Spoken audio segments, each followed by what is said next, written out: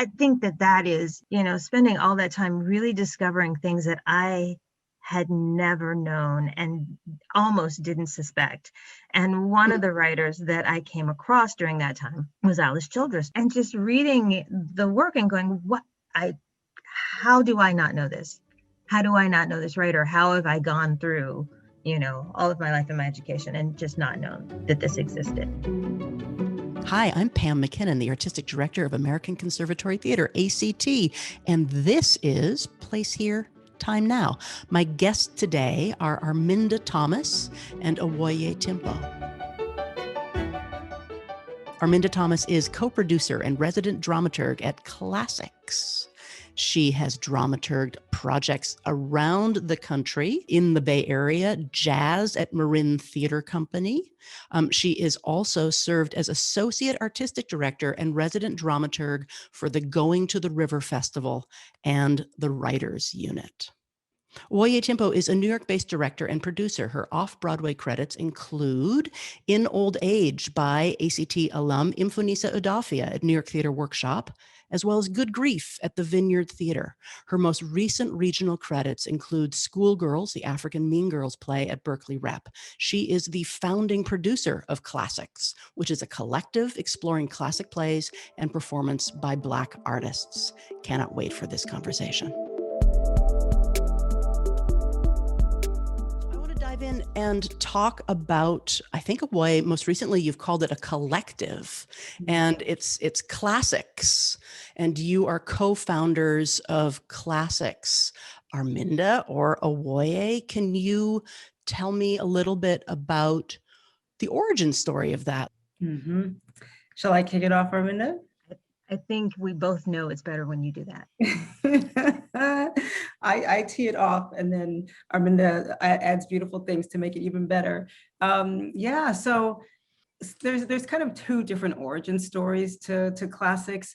The first origin story is that I was working on a production of Shuffle Along that George Wolfe was directing, and he recommended that I read two plays in particular. One was called The Forbidden City by a gentleman named Bill Gunn, and the other was a play by a woman named Kathleen Collins called The Brothers. And I hadn't heard of the playwrights before. I had never read any of their plays, so I went out in search of them. And on that search, found that play, both of those plays, quite difficult to find. And also, most importantly, once I did get my hand on them and read them, just said, these are two exceptional, extraordinary plays, and how come I've never heard of these playwrights before? And so it kind of started a longer, larger search for classic plays written by Black writers, and a need to make those plays accessible, to make those plays available for students to read, and to make those plays, to have those plays in places of readings and productions where the audience could experience them, because they speak so beautifully to the human experience. So that's version one of the origin story. The other version, though, is that I feel so grateful that inside of my own kind of theater upbringing, that I really have had such a brilliant opportunity to sit next to amazing storytellers like Ruben Santiago Hudson, like George C. Wolfe, who have such a tremendous love of history and love of Black people and Black stories in the theater. And to be in the room with either of those men is to be in the midst of some of the greatest storytellers of all time, but also people who love to tell stories about Black theater history. And so I really consider them to be my kind of like Black theater griots, who have kind of passed down the stories of Black theater to myself and everybody else who's in the room. And so really CLASSIX is an extension of that work. It's passing on the stories, passing on the plays to both our generation, but also making sure that those stories are available and accessible for subsequent generations. Yeah. And how did you first get to be in the room with Ruben Santiago Hudson and George C. Wolfe? Was it as an assistant or an associate on productions, or? Yep, exactly. Yep, I assisted Ruben first actually on a production he did of an Athol Fugard play called My Children, My Africa. at the Signature, and then on 3 or 4 other productions of August Wilson plays. And he has been such an extraordinary, I mean, he's such a master and such a beautiful interpreter of August Wilson's work. And so just getting to be in the room with him as an assistant was extraordinary. And then with George also as an assistant director on a show. And Arminda, I know that you're a co-founder of CLASSIX, but what was your way in? My way in, well, I studied theater in college and I studied theater in grad school. I studied dramaturgy at Columbia, and and that was wonderful, in case anybody's listening. But dramaturgy just seemed, well, it was not the easiest thing to break into if you were not going to do endless fellowships. And so I got diverted for 18 years by a research gig that turned into a full-time job working in Ossie Davis and Ruby Dee's basement as their archivist. And that is when I learned really about theater and about, with my master's degree. That's where I learned about Black theater. That's where I learned about, just so much history again, and also getting to listen to them talk and share memories and share experiences. I started working with them when they were doing their autobiography, so around 1997. And I was supposed to go to the library, go to the Schomburg, go to the Performing Arts Library, and put together a timeline so that they would have something to hang their stories on. And I started that. And Ruby Dee came one day when I would go up to their place and bring them their timelines. And she said, "My dear, this is all very lovely, but I think you can find everything you need here." Wow. And I said, "Okay, sure." And I went down to the basement, and they had brought boxes and bags and just an immense amount of stuff. And I started taking out these newspaper clippings and articles and playbills. In like 18 months, I put together something like 27 binders, and in my arrogance called it the Ossie Davis and Ruby Dee collection. And she, like, "Hi, you have archives and I've done it, and isn't that great?" And they said, "Oh, that's great. Okay, now here are the boxes of writings. Here are all of the audio reels and CDs. Just see what you can do about that now." And that's phase 2. That took considerably longer. And also they decided they liked having me around to tell people things. So I got to be institutional memory. I think that is, spending all that time really discovering things that I had never known and almost didn't suspect. And one of the writers that I came across during that time was Alice Childress, because Ruby Dee was in the first 4 productions of Wedding Band that existed, well, aside from the reading, but the first 4 productions. And just reading the work and going, how do I not know this? How do I not know this writer? How have I gone through all of my life and my education and just not known?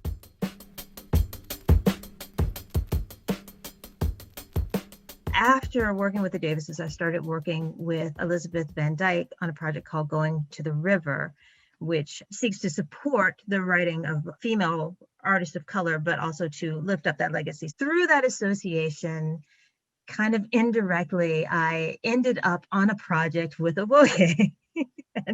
The way it does. The way one does. Yeah. And I had just been working on, at that point, I had just been dramaturging a reading of Wine in the Wilderness. And I just, again, come off this high, because every time I encountered Alice Childress, I was just more in love and more insane that, And the first day of the rehearsal, we were walking to Whole Foods or something to grab, a quick lunch, like you do. And she said, "Well, what's on your mind?" And I was like, "Alice Childress is on my mind." And that just really vibed with whatever was in her mind at the moment. And so we finished that project, and she said, "Hey, would you like to come and talk to this group that I'm putting together, and just to see what we might do to do more Alice Childress and to do more Bill Gunn and to do and to discover and learn together and grow. And I said, yeah, count me into that. And that is how I came in. I just have to say, because I could listen to that story that Arminda tells. I just love it so much. And it so perfectly encapsulates exactly what CLASSIX is. It's digging around, falling in love, going down rabbit holes, and then figuring out how the hell do you organize and archive all of this information. Like that's actually the work. I feel like I am in the midst of a discovery process with Alice Childress, and it's so spectacular because there's things that you think that you read the play in isolation, and then you think you have some sort of mini understanding of what the play is, what it's trying to say, what it's trying to do, what the architecture of the thing is. And then suddenly, even over Zoom, you get a bunch of people in a room together to read the play out loud, and it just starts to explode all of these other colors and personalities that you didn't even know were there. It's like being inside of a kaleidoscope, she just cracks the world open for you in such a spectacular way. And that was really the experience of the reading, and which I was so grateful for, because really it was a space for us to just sit together and ask questions together and discover together and explore together. Don't you think so, Arminda? I would agree with that. Absolutely. I think, I read the play and I go, yes, I get this. I get this. Or there's this section that I don't get, but I get this. I feel like, and then people start to speak. Mm-hmm. And it is alive.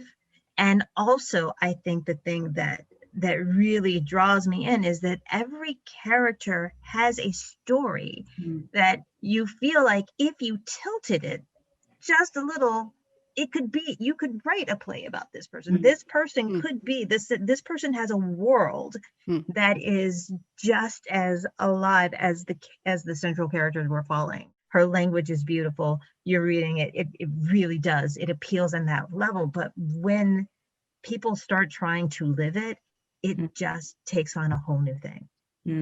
As we say, it's like you have the kind of the story of the play, then you have, as Arminda's saying, the kind of story of the individuals, and then there's also the story inside of group relationships, and then it's a bunch of people negotiating each other. It's a bunch of different group relationships negotiating each other. And then it's also whatever the kind of larger theme or story of the play is trying to negotiate all at the same time. So it's just like it's vibrating on so many different levels. It's like being in like a VR, some sort of other universe. It's amazing. What was your entree into theater, and how does that fit into also being an activist? I had the chance when I was in high school to go and see a production of Anna Deavere Smith's Twilight, Los Angeles, 1992. And we went on a school trip to see it when I was in 8th grade. Nice. And I remember sitting in the audience and was first of all just completely floored by the virtuosity, like the sheer virtuosity of what she was doing and the stories she was telling. I was completely blown away. And after the production, there was a talk back with Emily Mann, who had directed the show. Oh, it was amazing to kind of get her insight into like the role of the director and put it in and kind of helping to put this piece together. But I think that the most significant part, when we went back to school, we didn't go just back into class. The school kind of split us up into a number of groups, and we ended up spending, I don't know, maybe it was an hour or two talking about the play, talking about race, talking about what had happened in Los Angeles, which we had all, experienced from afar. I had just a deep moment of understanding about the ways that art could not only create beautiful, transformative storytelling experiences, but that the stories that we tell inside of the theater are also a part of how we have conversations as people, as citizens. So I was like, oh, I understand. This is not only what art is, but it's what it can be. It's what the potential is. Oh, I don't have an answer nearly that good. Well, what did you think a dramaturg was when Yeah, you started to pursue it? I can do that. In college, I went to college with some notion that I was going to, some notion of diplomacy. I don't know why. It sounded good. And I felt like I was a pretty diplomatic person. So, Love. it's not actually true. People know I try to be, but I have no poker face. I did not know this until I was quite grown. So I probably would have failed miserably. Yeah, I did like a public speaking thing because I like it. And I did an intro to theater thing because I like to read plays. And I took an English class because I like to read. And I was in a theater and English major. But I wasn't really sure what I was going to do because though I love rehearsals, this is actually my end. I love being in the room. I love exploring character, but not necessarily performing character. And so I thought about directing, and that was a lovely thought. And sometimes I still liked it.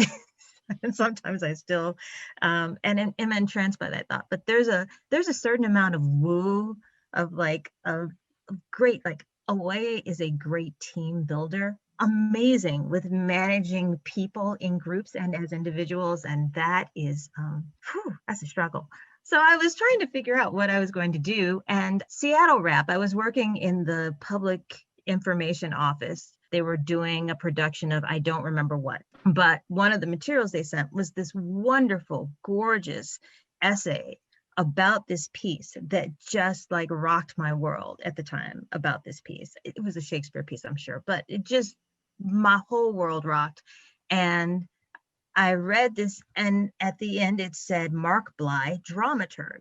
And I went to my advisor and said, what the heck is a dramaturg? Because that feels like something I could get behind. And he said, I don't know. No. So I said, okay, fine. And then I went to Chicago. I did an internship at the Goodman as an artistic associate because I didn't get the dramaturgy associate. And I did some assistant directing and was enjoying it. But I kept thinking, I need to know more.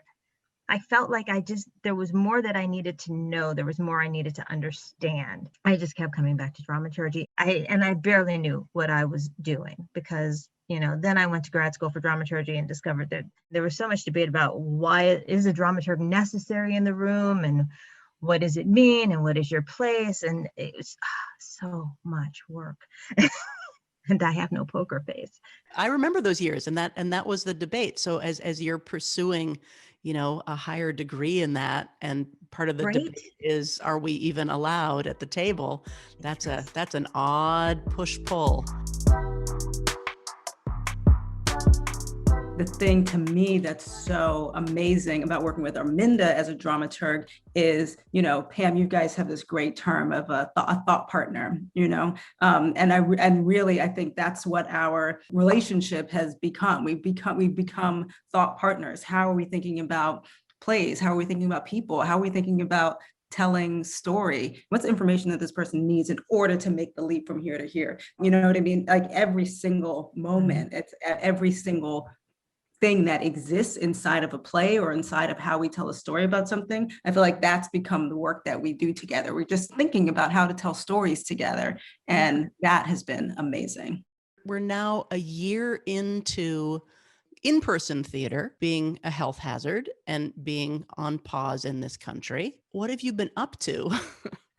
Well, one of the unintended benefits of being homebound or home-based is that we have had a lot of time to think about what we want CLASSIX to be and to do and to start that. And we've been having lots of conversations, but we're a group of people that are generally elsewhere and trying to find time to connect to have, to have 2 hours once every 3 months to see what we might push along to get this one thing done 8 months from now is generally how we've been operating. And because, because Awoye is in San Francisco, or I am somewhere else, and Dominique and Brittany and AJ, just everybody has so many projects.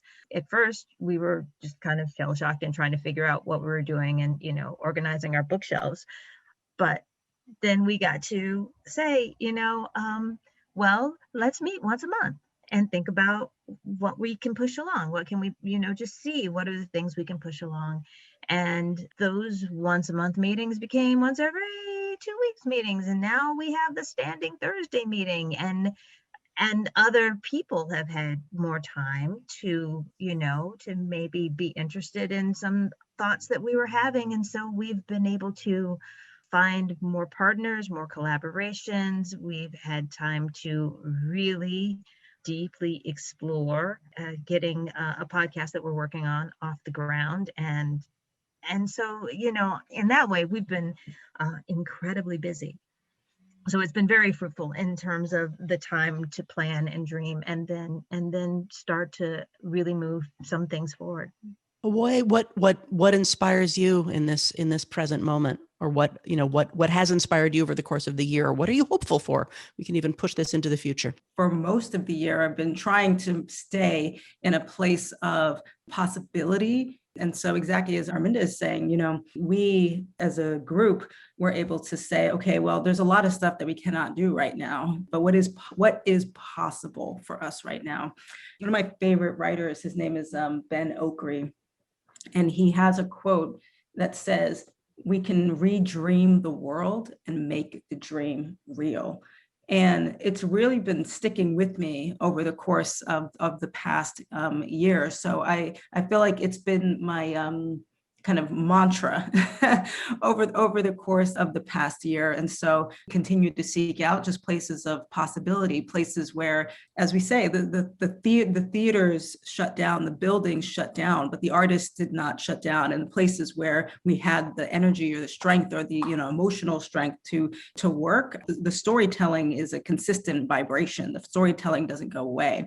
And so I feel inspired by my fellow artists and citizens, and for even just the questions that we're asking, the things that we're thinking about, the things that we're divining and imagining for the future, and for the collaborations that we've been able to have, even virtually, even in isolation. Yeah, I feel possibility. I feel inspired by possibility. So this podcast is called Place Here, Time Now, and that evokes what can be at the top of a lot of plays. A little bit of language about the setting, a little bit of language about the time in which the story takes place. I'm going to read. I'm going to then ask you to think about your own place here, time now, while I'm reading a little bit of Dream on Monkey Mountain by Derek Walcott. So his place here, time now. The play is a dream, one that exists as much in the given minds of its principal characters as in that of its writer. And as such, it is illogical, derivative, contradictory. Its source is metaphor, and it is best treated as a physical poem with all the subconscious and deliberate borrowings of poetry. Its style should be spare, essential as the details of a dream. Setting: a West Indian island. A spotlight warms the white disk of an African drum until it glows like the round moon above it. Below the moon is the stark silhouette of a volcanic mountain. Reversed, the moon becomes the sun. A dancer enters and sits astride the drum. Okay, so that's I cobbled it a little bit together. It's sort of from prologue, but there is, that's place here, time now. That's his setting and his time. And I wonder, how you feeling? Where's your body? So place here, time now. Exhausted. Yeah, say it. I am exhausted today because time now. I have a 5-year-old who is a joy and growing and struggling to hold her own after a year of being pulled away from, from the world that she was getting to know. And I watch her, I watch her struggle, and I watch her find ways. I watch her, figure out Kids Messenger and find new ways to play with her friend and, all that, but also watch her need more and try to figure out how to be more while being very busy. And I am grateful because her father is such an excellent co-parent with so much time that we both have. When I don't have time, there is time. I am coming from a place of great humility because I sometimes believe that I have this parenting thing down, and sometimes know that I do not know what I am doing, and she knows it too, which is which is the saddest part. And yet, every day she gives me another chance, and every day I take it. And then I am also just exhausted because I am knee deep in newspapers from the 1860s, trying to track the path of Georgia minstrels and Charles Hicks, and discovering and just sucked in. I mean, really just sucked into this period in ways that are difficult to explain, but have become seriously obsessive. So that's kind of my place here time now. I am exhausted and curious and grateful and hopeful that a year from now, I'll look back and I'll know more and feel like that, and go, as the song goes, my soul will look back and wonder, about how we got over this. So that's me. Well, now Awoye. I can't go after that one now.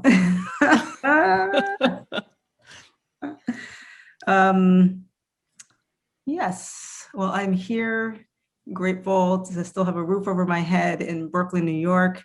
The days are starting to get a little longer here on the East Coast, which feels amazing, because I think we can really feel the sense of a new chapter beginning, a new season beginning, and hopefully each season will continue to be better than the last. Right now, I feel the sun has come out, and that always makes me feel good. So that's where I am now. I should say my one last thing is to say thank you to you all at A.C.T, because it's been a great journey digging inside Trouble in Mind. And we just had such an extraordinary group of people, our production designer, Jason, our video editor, Beryl, everybody on the team has just been so amazing. And it's really been a thrill to just dig inside of the play. So I'm just really very grateful and happy that we had the chance to explore it with you all. Well, I too am inspired and grateful. Thank you so much for this conversation. This has been Place Here, Time Now. I'm Pam MacKinnon.